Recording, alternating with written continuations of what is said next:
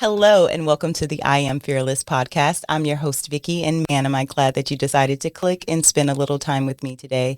Today's guest is Yeshua Hannah. He is director and founder of the Steward Groupe in Allen, Texas. His company provides IT solutions, training for individuals, nonprofits, churches, small businesses, and organizations. Welcome, Yeshua. Thank you for having me, Vickie. I'm so glad that you're here today. So Yeshua has an extensive background in IT solutions. He used to work for Microsoft and for over like 10 years, right? Yes, that is correct. Yeah, so I am really interested in learning about what motivated you to stop working for a company and go out and start your own company. Well, for starters, what really did motivate me, because I was kind of going back and forth between it for a while. I love the fact of learning technology in general, then actually being able to teach it to others and show the benefits behind it. But also as well, I felt like, there was a calling for me to do it. So, first and foremost, it was one of those things to where God led me to this, kind of moving on from a previous job or working for others to actually go out and do my own business so that I could mentor, coach, develop, and also serve others in the capacity to where it is suitable for, where they're at, their skill set, and then bring them along also as well as, they grow in their understanding. Mm. One of the things that I noticed was that you've repeated multiple times on your site is integrity. Like you're really big on integrity in your business. And I think that is probably the most important thing in business. And I love that you continue to reiterate that point, that you operate with a high level of integrity in your business. So I wanted to ask you also too, why did you choose the name, the Steward Groupe? So it has more along the lines of it being on the principles of it being biblical. So for the most part, I chose the name because we don't own any of the stuff that we have. And I'm going to sit up here and say it like this. It's one of those things to where, you have a car, house, phone, we purchase it, but we don't own it. And I say it in the context of, we're merely stewards of what we have and who we serve. And again, I talk about the Bible being a very strong influence on me. So understanding the Bible, necessarily going off of its bases and principles, we are merely stewards for possessions, but also people as well. And that's what had me come up with the name, the Steward Groupe, because again, I'm allotted this time, I'm allotted serving people. Therefore, I need to do what's best by people and not compromise, the Lord's word or who I am for an easy or quick buck or sell. I'm a steward, I'm accountable, okay? And I sit up here and I also do things in a transparent way to where if it's something that doesn't seem right with you or you feel like I'm misleading you, that is not my intent. So that's why my company's name is the Steward Groupe. I'm not only sitting up here responsible for, driving revenue, but I'm also responsible and accountable for the information that my company gives out and how we serve others. Wow. That's amazing. Yeah. That's great. And so it's something that really just resonates with my spirit and who the Lord is basically calling not just myself, but others to be as far as how we interact with other people and how we do business, all the way down to the core. So it's not one of these things to where I can turn it off because necessarily he's my focal point for everything that I do. And I'm going to give my all to where it stays like that also as well. I'm him first, my business second. Mm. If it's something to where it doesn't necessarily jive or feel right, I don't necessarily want others to feel that, it's being forced upon them, because everybody knows or understands when, they're being given a runaround, and nobody likes that. So why would you do something to somebody else that you yourself don't like or, you're not fond of, and I put, I put my all into everything as far as how I treat and serve others, because again, it's a representation of Him, the Lord, the Right. Lord. No. Okay. And you know what? And I was going to ask you, why do you do what you do? But I think you just answered it. It is because of God. God is directing you to do this. Yes. Wow. So what does being an entrepreneur look like to you? So it's one of those things to where you're a rock star and a dumpster fire all in one, and that's me being as polite and civil as I possibly can. Because in the one hand, you're necessarily able to handle a lot of different things, and I believe most importantly, entrepreneurs have to understand challenges as they come, but also it's like, okay, so do we go over it? Do we go under it? Do we move around it? Like at the end of the day, we're overcoming this objective, bottom line. So, being an entrepreneur, for myself in general, it's one of those things to where I'm in an agreement and alignment with the Lord, but I'm also as well, this is going to sound it's going to sound different. The more challenges I have, the more it has me to think, and the more it has me reaching out to not only, to the Father, to the Lord, but also as well partnering with other people. Is like, hey, so, a brother's struggling on this. So can you help me out with this? Like for real, it's one of those things to where it's like, I ain't as sharp in this aspect, but I'm willing to learn, but also as well, I still need to get over this. So it also incorporates you bringing out the best in you, but also as well the other people who you partner with in alignment with, it brings the best out in them as well, to where, in my opinion, it's like, okay, if there's a wall, instead of going up under it, we just going to punch a hole right through that, but we just going to go right straight through it, Yeah. So that's how I view it. Wow. No, I love that. I always say iron sharpens iron, and that we can always learn from one another. There's so many opportunities that we have that I don't think that people take advantage of, because maybe their pride gets in the way of them asking for help, reaching out for help. But I personally find it like to be an honor when somebody asks me for my help, because I'm like, oh, you think I know what I'm you think I know what I'm doing? You feel that energy, that juice. You like, oh, you asking me? You're asking more.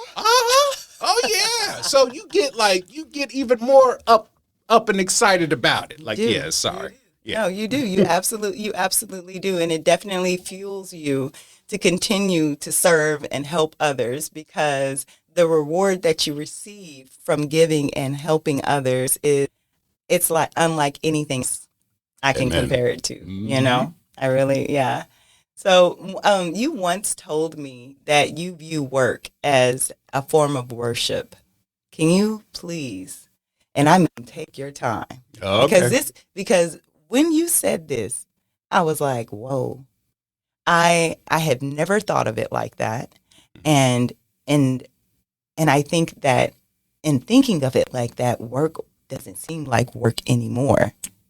Yeah. So please elaborate. So, how I view work as far as worship, right? So I view it, okay, so I'll use previous corporations and places to where I've worked. Everybody has a boss that they answer to, right? I really didn't understand it and fully look at it until I really, until I was in the Word, understanding concepts. And, it started the thing with me. It started really early on in my working career. I just didn't know it until I really started to read the Word and understand it.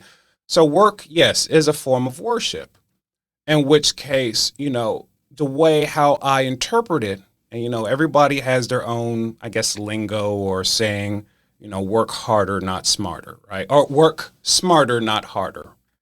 For me, it's been both. Now, just to be honest about myself, I'm a meathead. So so I took it to where it's all right, so if, this person is doing 3, I'm doing 9. If this person is doing, 10, I'm doing 30. And it's not in the capacity of I'm trying to one up that person. No, I'm sitting up here, I'm working that much harder because it's I work harder for the Lord. Now, I do have a physical boss, just like everybody does, right? So at the same time, what wound up happening for me is I wind up, if I finish 2 to 3 different things, I'm going right back to my boss, basically be like, hey, is there anything else I can help out with or assist with or this? And a lot of the stuff had me stretching out into stuff that I had no idea or no comprehension of what to do, but it's I figured it out and I still work that while I'm doing the other 3 tasks. So, the harder that I necessarily work, the more I'm all right, I sit up here and I'll be thank you, Lord. Thank you, Jesus. Thank you, Father. Because again, it is one of those things to where if I'm working or I work for the Lord, I am working towards, his name is already great, but I'm just working towards glorifying it that much more. So work, and, again, it comes back to,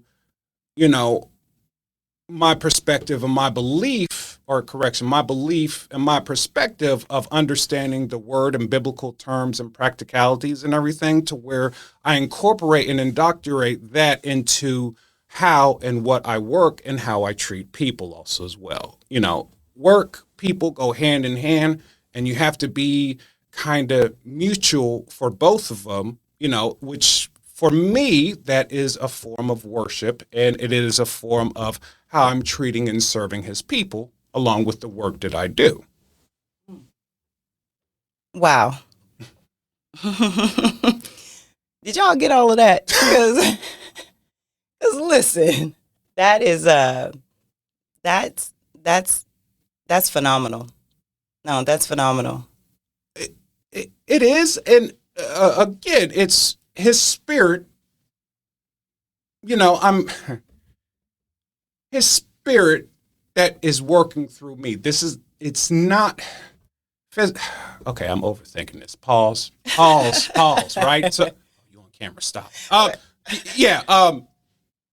Spirit working through me.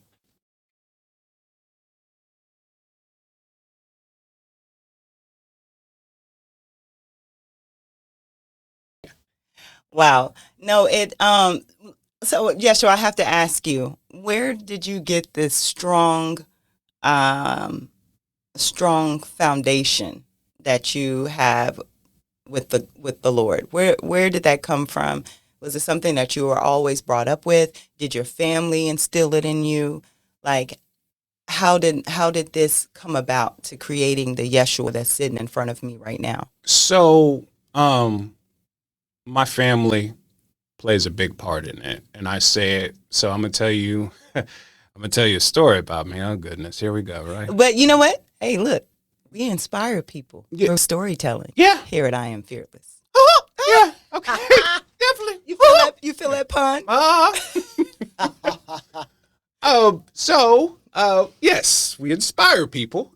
With that said, my mom, I know, right? My mom basically drove home, both of my parents, my mom is educated. My mom's a PhD. My father, is from the sticks. So he goes to work dark. He comes home dark. I give my dad, I call myself giving my dad the business, right? But, I jokingly say, oh, so now you're working part-time, 40 hours a week, right? So, yeah, yeah. So But where this necessarily comes from is my mom just instilled, knowledge, understanding. My father drove home to where um, you don't have to necessarily lie, cheat, or steal. So when I was 13, right, in an apartment complex, we grew up around, kind of the North Dallas, Plano, Richardson area, right?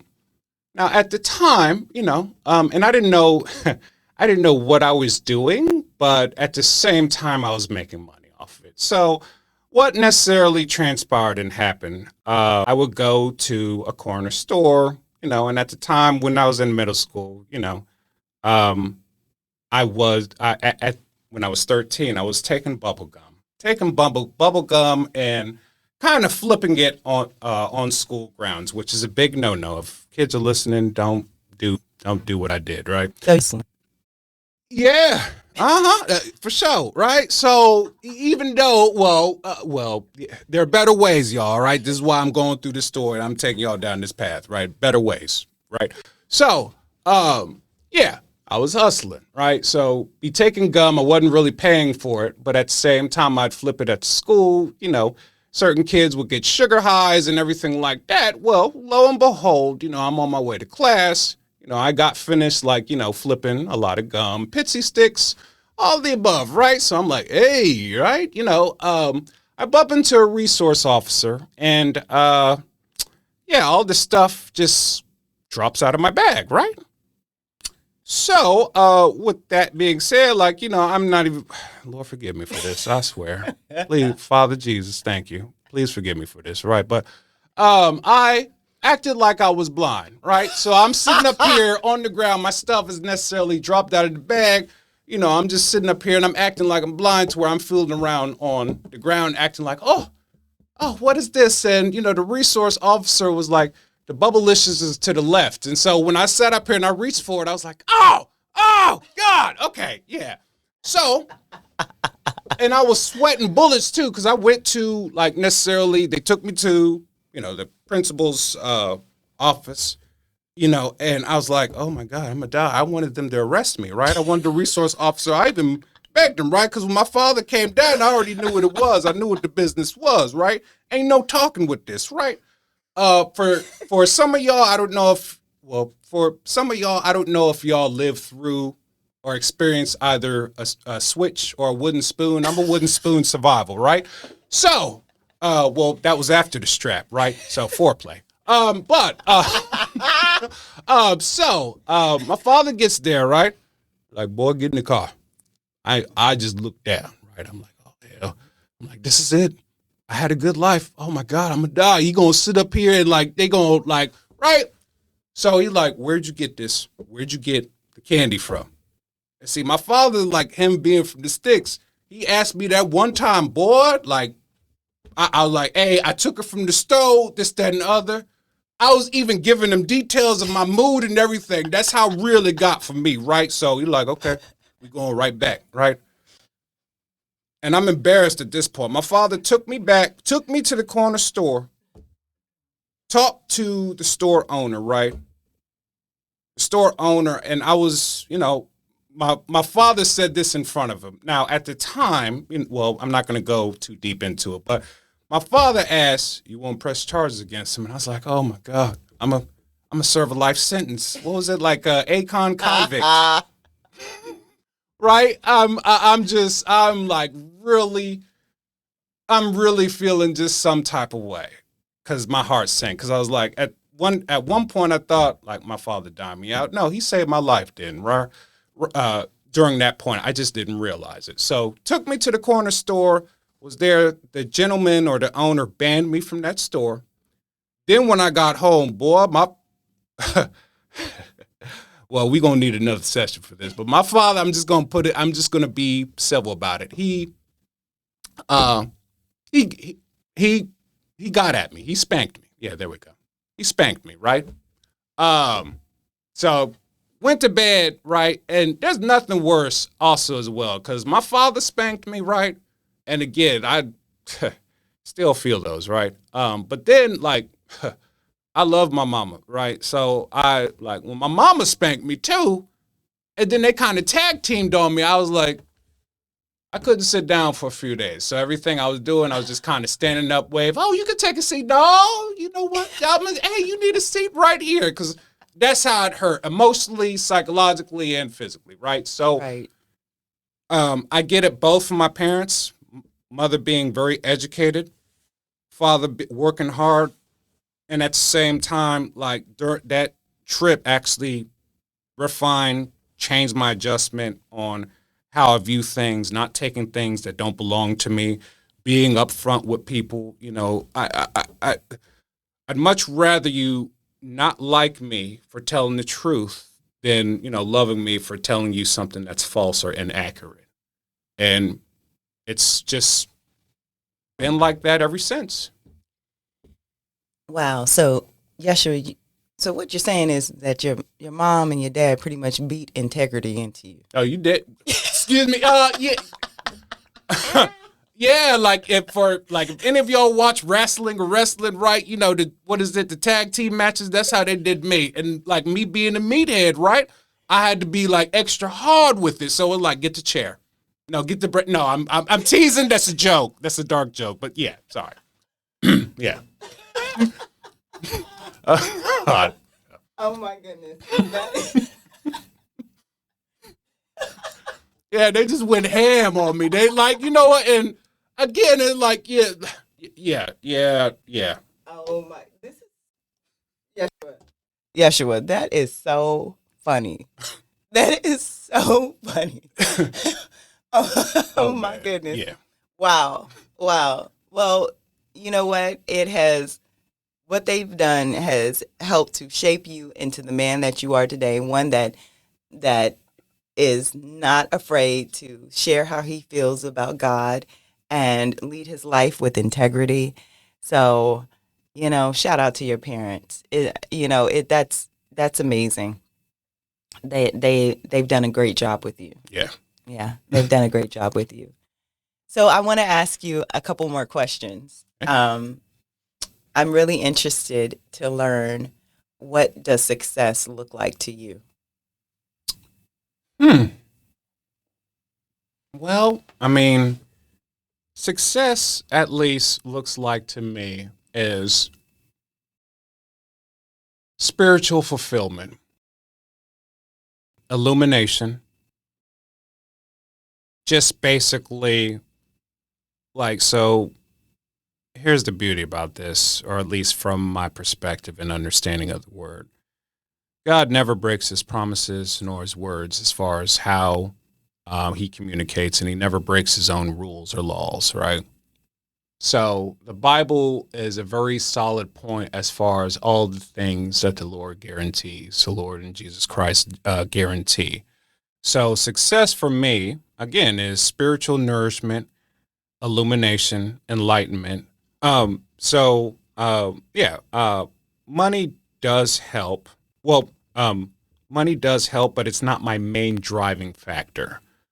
So I would much rather, be fulfilled in what and how I'm doing things and how I'm treating people, and meeting people where and how they're at, as opposed to having a mindset of how much I can get out of them, because that's not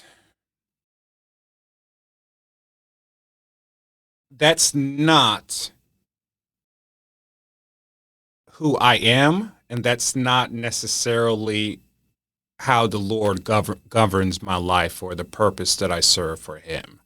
So again, I believe it's a balance.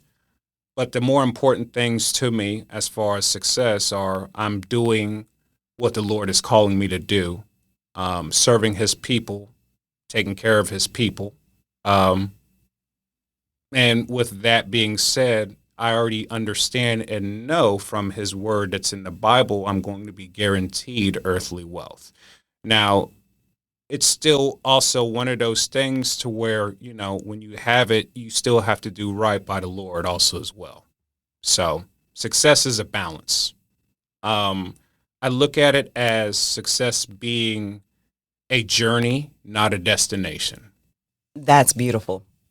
No, that is, I love that. My last question is, what is one piece of advice you wish someone had given you when you were starting out or at a pivotal point in your life or career?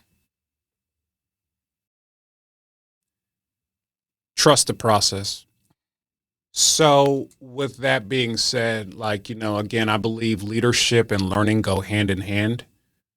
Um, and I've been teeter-tottering on starting a business. I had already felt it in the spirit through him. Um, Goes way back like 30. I was doing it the wrong way. That's why he corrected me. So, yeah, thank you, Mom and Dad. Um, but I've been teeter-tottering on actually doing it, doing my own business, getting out there, putting my name out there, just simply because, I was scared. Scared, and then also at the same time, it's like you care about your appearance or your look or how you're viewed upon other people.